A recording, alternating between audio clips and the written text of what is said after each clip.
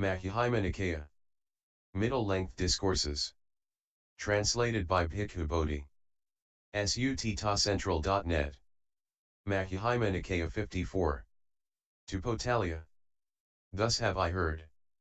On one occasion the Blessed One was living in the country of the Anguttarapans, where there was a town of theirs named Appana.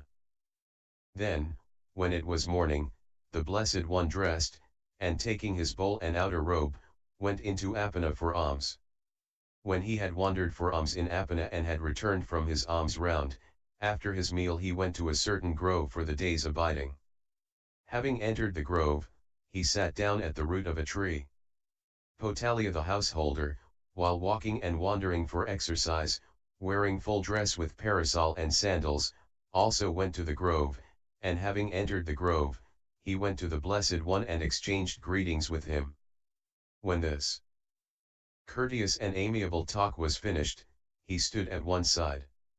The Blessed One said to him, "There are seats, householder, sit down if you like." When this was said, the householder Potaliya thought, "The recluse Gotama addresses me as householder," and angry and displeased, he remained silent. A second time the Blessed One said to him, "There are seats, householder, sit down if you like." And a second time the householder Potaliya thought, "The recluse Gotama addresses me as householder," and angry and displeased, he remained silent. A third time the Blessed One said to him, "There are seats, householder, sit down if you like." When this was said, the householder Potaliya thought, "The recluse Gotama addresses me as householder," and angry and displeased, he said to the Blessed One, "Master Gotama, it is neither fitting nor proper that you address me as householder. Householder, you have the aspects, marks, and signs of a householder. Nevertheless, Master Gotama, I have given up all my works and cut off all my affairs." "In what way, householder, have you given up all your works and cut off all your affairs?" "Master Gotama, I have given all my wealth, grain, silver, and gold to my children as their inheritance. I do not advise or blame them about such matters, but merely live on food and clothing. That is how I have given up all my works and cut off all my affairs." "Householder, the cutting off of affairs as you describe it is one thing, but in the Noble One's discipline the cutting off of affairs is different. What is the cutting off of affairs like in the Noble One's discipline, Venerable Sir?" "It would be good, Venerable Sir, if the Blessed One would teach me the Dhamma, showing what the cutting off of affairs is like in the Noble One's discipline." "Then listen, householder, and attend closely to what I shall say." "Yes, Venerable Sir," Potaliya the householder replied. The Blessed One said this: "Householder, there are these 8 things in the Noble One's discipline that lead to the cutting off of affairs." "What are the 8?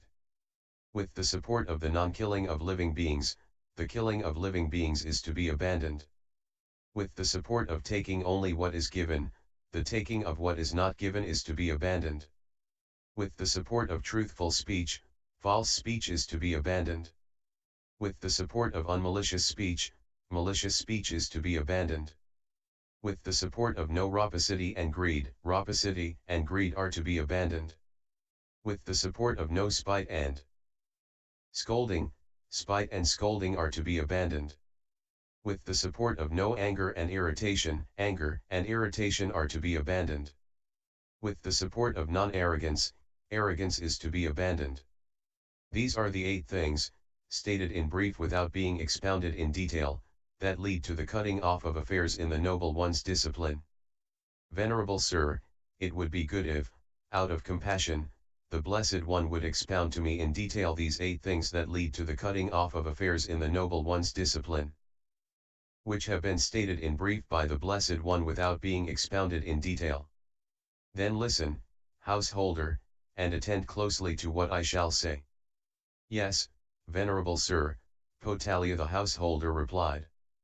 The Blessed One said this: "With the support of the non-killing of living beings, the killing of living beings is to be abandoned." So it was said. And with reference to what was this said? Here a noble disciple considers thus: I am practicing the way to the abandoning and cutting off of those fetters, because of which I might kill living beings. If I were to kill living beings, I would blame myself for doing so. The wise, having investigated, would censure me for doing so, and on the dissolution of the body, after death, because of killing living beings an unhappy destination would be expected. But this killing of living beings is itself a fetter and a hindrance. And while taints, vexation, and fever might arise through the killing of living beings, there are no taints, vexation, and fever for one who abstains from killing living beings. So it is with reference to this that it was said, with the support of the non-killing of living beings, the killing of living beings is to be abandoned. With the support of taking only what is given, the taking of what is not given is to be abandoned. So it was said. With the support of truthful speech, false speech is to be abandoned. So it was said. With the support of unmalicious speech, malicious speech is to be abandoned. So it was said. With the support of no rapacity and greed are to be abandoned. So it was said. With the support of no spite and scolding are to be abandoned. So it was said. With the support of no anger and irritation are to be abandoned. So it was said. With the support of non-arrogance, arrogance is to be abandoned. So it was said. And with reference to what was this said? Here a noble disciple considers thus, I am practicing the way to the abandoning and cutting off of those fetters because of which I might be arrogant. If I were to be arrogant, I would blame myself for this. The wise, having investigated, would censure me for this, and on the dissolution of the body, after death, because of being arrogant an unhappy destination would be expected. But this arrogance is itself a fetter and a hindrance.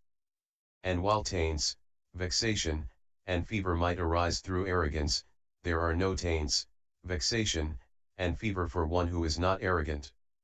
So it is with reference to this that it was said, with the support of non-arrogance, arrogance is to be abandoned. These 8 things that lead to the cutting off of affairs in the Noble One's discipline have now been expounded in detail. But the cutting off of affairs in the Noble One's discipline has not yet been achieved entirely and in all ways. Venerable Sir, how is the cutting off of affairs in the Noble One's discipline achieved entirely and in all ways? It would be good, Venerable Sir, if the Blessed One would teach me the Dhamma, showing me how the cutting off of affairs in the Noble One's discipline is achieved entirely and in all ways. Then listen, householder, and attend closely to what I shall say. Yes, Venerable Sir, Potaliya the householder replied. The Blessed One said this. Householder, suppose a dog, overcome by hunger and weakness, was waiting by a butcher's shop. Then a skilled butcher or his apprentice would toss the dog a well-hacked, clean-hacked skeleton of meatless bone smeared with blood. What do you think, householder? Would that dog get rid of his hunger and weakness by gnawing such a well-hacked, clean-hacked skeleton of meatless bone smeared with blood? No, Venerable Sir. Why is that? Because that was a skeleton of well-hacked, clean-hacked meatless bone smeared with blood. Eventually that dog would reap weariness and disappointment. So too, householder, a noble disciple considers thus, sensual pleasures have been compared to a skeleton by the Blessed One, they provide much suffering and much despair, while the danger in them is great. Having seen this thus as it actually is with proper wisdom, he avoids the equanimity that is diversified, based on diversity, and develops the equanimity that is unified, based on unity, where clinging to the material things of the world utterly ceases without remainder. Householder, suppose a vulture, a heron, or a hawk seized a piece of meat and flew away, and then vultures, herons, and hawks pursued it and pecked and clawed it. What do you think, householder? If that vulture, heron, or hawk does not quickly let go of that piece of meat, wouldn't it incur death or deadly suffering because of that? Yes, Venerable Sir. So too, householder, a noble disciple considers thus, sensual pleasures have been compared to a piece of meat by the Blessed One, they provide much suffering and much despair, while the danger in them is great. Having seen this thus as it actually is with proper wisdom, clinging to the material things of the world utterly ceases without remainder. Householder, suppose a man took a blazing grass torch and went against the wind. What do you think, householder? If that man does not quickly let go of that blazing grass torch, wouldn't that blazing grass torch burn his hand or his arm or some other part of his body, so that he might incur death or deadly suffering because of that? Yes, venerable sir. So too, householder, a noble disciple considers thus, sensual pleasures have been compared to a grass torch by the Blessed One, they provide much suffering and much despair, while the danger in them is great. Having seen this thus as it actually is with proper wisdom, clinging to the material things of the world utterly ceases without remainder. Householder, suppose there were a charcoal pit deeper than a man's height full of glowing coals without flame or smoke. Then a man came who wanted to live and not to die, who wanted pleasure and recoiled from pain, and two strong men seized him by both arms and dragged him towards that charcoal pit. What do you think, householder? Would that man twist his body this way and that? Yes, venerable sir. Why is that? Because that man knows that if he falls into that charcoal pit, he will incur death or deadly suffering because of that. So too, householder, a noble disciple considers thus, sensual pleasures have been compared to a charcoal pit by the Blessed One, they provide much suffering and much despair, while the danger in them is great. Having seen this thus as it actually is with proper wisdom, clinging to the material things of the world utterly ceases without remainder. Householder, suppose a man dreamt about lovely parks, lovely groves, lovely meadows, and lovely lakes, and on waking he saw nothing of it. So too, householder, a noble disciple considers thus, sensual pleasures have been compared to a dream by the Blessed One, they provide much suffering and much despair, while the danger in them is great. Having seen this thus as it actually is with proper wisdom, clinging to the material things of the world utterly ceases without remainder. Householder, suppose a man borrowed goods on loan, a fancy carriage and fine jeweled earrings, and preceded and surrounded by those borrowed goods he went to the marketplace. Then people, seeing him, would say, Sirs, that is a rich man. That is how the rich enjoy their wealth. Then the owners, whenever they saw him, would take back their things. What do you think, householder? Would that be enough for that man to become dejected? Yes, venerable sir. Why is that? Because the owners took back their things. So too, householder, a noble disciple considers thus, sensual pleasures have been compared to borrowed goods by the Blessed One, they provide much suffering and much despair, while the danger in them is great. Having seen this thus as it actually is with proper wisdom, clinging to material things of the world utterly ceases without remainder. Householder, suppose there were a dense grove not far from some village or town, within which there was a tree laden with fruit but none of its fruit had fallen to the ground. Then a man came, needing fruit, seeking fruit, wandering in search of fruit, and he entered the grove and saw the tree laden with fruit. Thereupon he thought, this tree is laden with fruit but none of its fruit has fallen to the ground. I know how to climb a tree, so let me climb this tree, eat as much fruit as I want, and fill my bag. And he did so. Then a second man came needing fruit, seeking fruit, wandering in search of fruit, and taking a sharp axe, he too entered the grove and saw that tree laden with fruit. Thereupon he thought, this tree is laden with fruit but none of its fruit has fallen to the ground. I do not know how to climb a tree, so let me cut this tree down at its root, eat as much fruit as I want, and fill my bag. And he did so. What do you think, householder? If that first man who had climbed the tree doesn't come down quickly, when the tree falls, wouldn't he break his hand or his foot or some other part of his body, so that he might incur death or deadly suffering because of that? Yes, venerable sir. So too, Householder, a noble disciple considers thus, sensual pleasures have been compared to fruits on a tree by the Blessed One. They provide much suffering and much despair, while the danger in them is great. Having seen this thus as it actually is with proper wisdom, he avoids the equanimity that is diversified, based on diversity, and develops the equanimity that is unified, based on unity, where clinging to the material things of the world utterly ceases without remainder.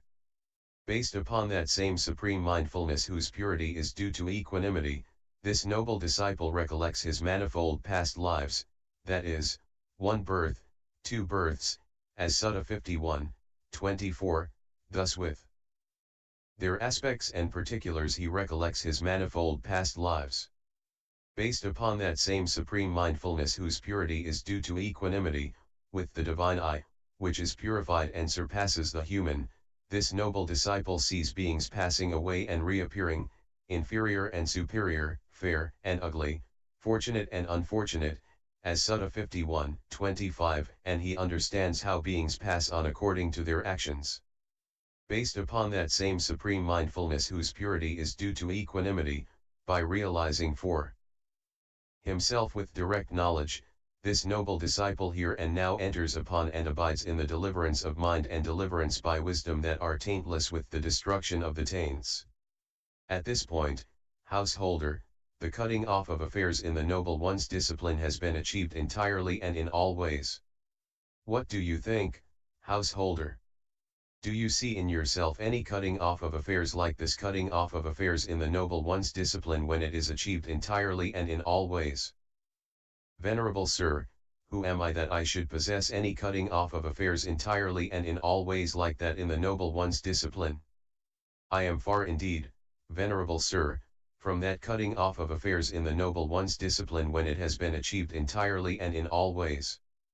For, Venerable Sir, though the wanderers of other sects are not thoroughbreds, we imagine that they are thoroughbreds, though they are not thoroughbreds, we fed them the food of thoroughbreds, though they are not thoroughbreds, we set them in the place of thoroughbreds. But though the Bhikkhus are thoroughbreds, we imagine that they are not thoroughbreds, though they are thoroughbreds, we fed them the food of those who are not thoroughbreds, though they are thoroughbreds, we set them in the place of those who are not thoroughbreds. But now, Venerable Sir, as the wanderers of other sects are not thoroughbreds, we shall understand that they are not thoroughbreds, as they are not thoroughbreds, we shall feed them the food of those who are not thoroughbreds, as they are not thoroughbreds, we shall set them in the place of those who are not thoroughbreds.